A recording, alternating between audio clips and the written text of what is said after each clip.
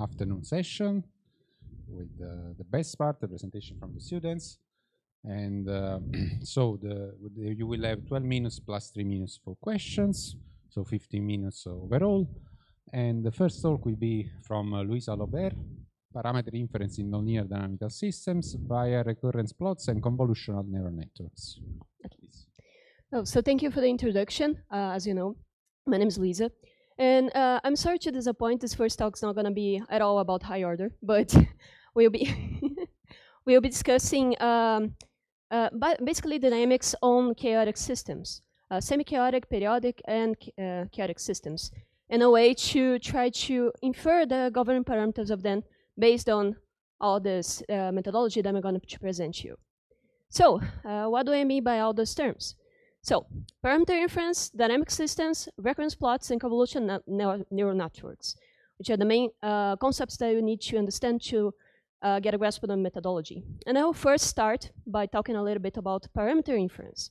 So it's not something new. Dynamic systems as an area has like a lot of approaches that can go over and try to get the main parameters of a governance system. So we have like Bayesian inference, artificial neural networks, just like Professor Max presented previously.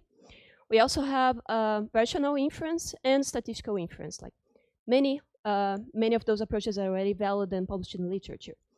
So why did we choose to go with like these two concepts here, the recurrence plots and the convolutional neural networks? First, we have seen that there are some very interesting applications to residential load forecasting, which is knowing the load of electrical network in a single house that was like improved by using this kind of approach. So the person codifies the time series of electrical systems into the recurrence plots and then use the convolution and neural networks to do regression and then get a forecasting. That's basically what we will be doing here too, but not for a specific application in like a real world scenario, but we are going to be studying dynamical systems in a broad term. As I told you, semi-periodic and chaotic systems. So before I go into that, what are recurrence plots, right? So a recurrence plot is basically the visual representation of the recurrence matrix that we can build like this. So we have a tolerance here that I called epsilon, and recurrence occurs when a certain point in your dynamic crosses another point that it has been before. So a good example of that, like to make it very easy to see, is to look at the sine and cosine functions. So we have like the top of those functions are going to be considered a recurrence over time. So when you look at a plot like this, then you have like the I-axis and the J-axis on the matrix. And then these lines that you see here are the points in which the recurrence occurred. So when it's a very periodic dynamics, you have a plot like this. And then when you go to something that has chaos, that is not that much of a regular structure, you have different kind of patterns that you can see in your recurrence plots. So the Rossler attractor here can show that we have some points that there is stability, but others that chaotic motion will occur. And here, just as a contrast, you have also distributed noise. Like you can see that you have just a single line here, and everything else is like scattered. So we don't really have a recurrence occurring.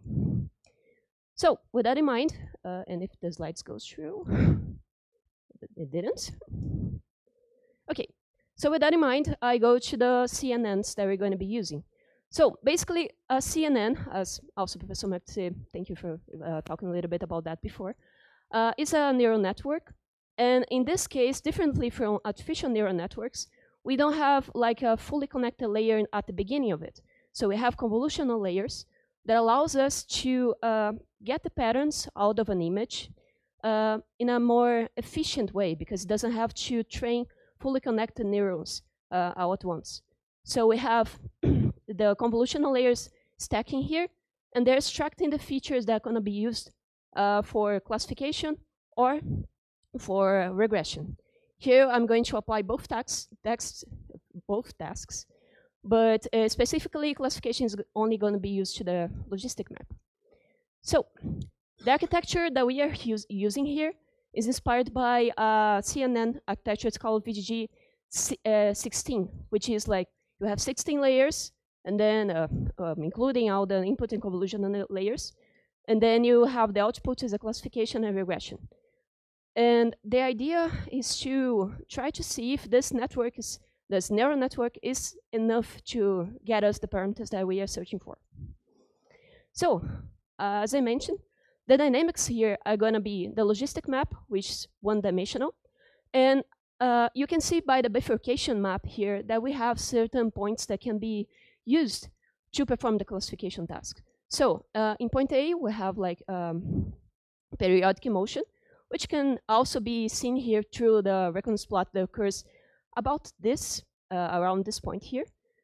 And also, given the oscillatory solutions that start to appear around this region here, we also have like changing behaviors on those recurrence plots.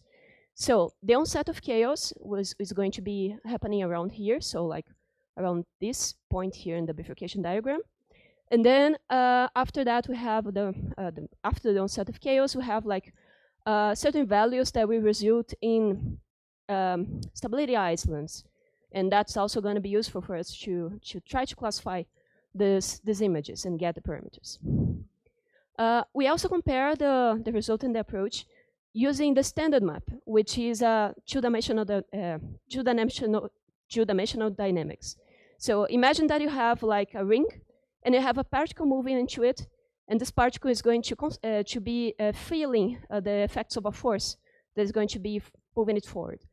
And that basically is the way that the dynamics is going to occur. And we can use these two equations here to model the system. To generate the maps and also the initial conditions, we are going to be looking at the chaotic motion around the unstable fixed point, which would be like a very small distances from this stable fixed point, so that we know what kind of dynamics is occurring here. And sadly, differently from the logistic map, we can't really apply classification here because a little bit harder to separate the behavior. But as you can see, we have the recurrence plots. They are respective to the dynamics that is happening here. And when we have increasing parameter k, which is the same k here, we have the change from local chaotic dynamics to a global chaos that can be seen through this region here. So this denser gray area. Well, with that said, just a quick reminder, we are going to be using some metrics here to evaluate the model. So I think you are familiar with this root mean square error, but we also applied a metric that we have built, which is called M tolerance, which is basically the number of points or a percentage of points that will be within an acceptance range. And here we are going to use 0.1 and 0.1. Sorry, 0.01 to try to see how many points lie inside our acceptance range. And specifically for classification, we are just going to use the harmonic mean between precision and recall to see how the model can recover the parameters inside that classification range. With that said, the best part is the results, of course. So I just want to remind you that this is not working again. Remember that paper which was applying that to the load of electricity in houses? They've shown that their approach was better than just using time series directly for forecasting. And here we can see that we also get the same result that is in accord with the literature, which using recurrence plots to try to get the parameters of the logistic map is better done when using than when using time series. So here you can see also the comparison with the metrics directly, and our results here they speak for themselves. So the same thing goes for classification, as I mentioned, that can be done in the regions that we know when the dynamics is going to be periodic, chaotic, or semi-stable. So here we have like an interesting precision in classification too. So almost one, but not exactly one. But it's enough for us to get a good idea of where the parameters will end up if we just look at an image. So we have like this recurrence plot that is given to the matrix, and it can be classified well enough to know which parameter generated it. Same thing goes for the standard map. Here I have like the results using a smaller range of the of the parameter k, which is before the onset of the global chaos. And this one also considers it. So we don't have too much of a loss on including larger ranges of k to simulate the recurrence plots. And well, with that said, I just want to give you a peek into the future, something we have been currently working on. And the idea is, what if we use like deep learning, let's say ResNets, transform-based architectures, or like more sophisticated architectures to create a general purpose inference method. So instead of using just a CNN to get to know one or two dynamics, what if we use that to approximate real dynamics? Is it would do its work well enough? Could we get an approximation that will be representative of reality? And so that's what we'll be studying the next the next episodes. So with that said, thank you for your attention, and feel free to ask questions. Thank you very much. Other questions? There's one from Stefano. Maybe I missed something, but it seems to me that your technique, in your technique, you need to know the functional form of the model that is behind the data that you are observing, right? Yes. So this is a rather big limitation, because you need to know exactly the model except the parameter to be inferred. So is that do you think that it's one can generalize this technique, for example, for just observing things and without having the model, or having an uncertain model to do this? Because if you need exactly, how can you be sure that what you observe is Rössler or another attractor?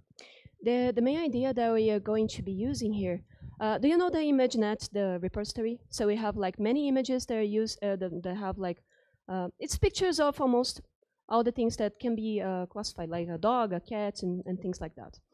What we want to make an analog to it is to use many dynamical systems, and then try to, we have like the Russell attractor, the Lorentz system, and all those. And we want to look at the real dynamics and try to approximate using like a network that is able to get all of these patterns and try to approximate the real dynamics to something that is known.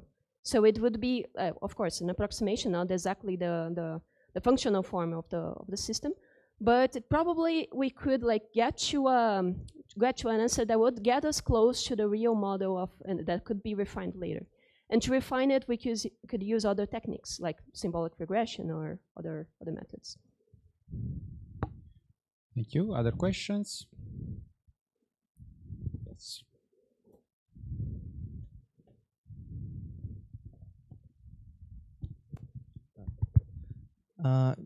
Good work. I have two questions. The first question is, have you tried to explore, deeper convolution neural networks like ResNet, DenseNet, or even, I don't know, attention mechanisms to explore? That's exactly what we are going to be doing in the next few months. Okay, so this is next steps, okay. Yes. But attention mechanisms for, deeper feature extraction for these recurrent plots, I don't know, or vision transformers, for example? Yeah, well, we are going to be trying that, yes. Like, we are starting first with the ResNet, because like the attention mechanism is like another problem altogether, but yeah. We will be checking that with during your training, and first actually after we get the whole data set done and structured. So we're first structuring this data set with the multiple dynamic systems that I've mentioned to Stefano, And then we are going to train a ResNet over it and try to then expand to like better, like most modern architectures. One second question, and I will try to be quick. It's possible to use some use the autoregressive models for inference in these recurrence plots. Is possible? I don't know if this question even makes sense. Yeah, the problem with autoregressive models that they want time series. And Yeah. here, what we are doing here is try to encode the time series into the recurrence plots. So if you want to Okay. like look just at the time series and use the method, you won't couple it with the recurrence plots. Thank you. We may have time for a very quick question if there is some curiosity from some other people. If not, thank you very much again, Luiza. And now the next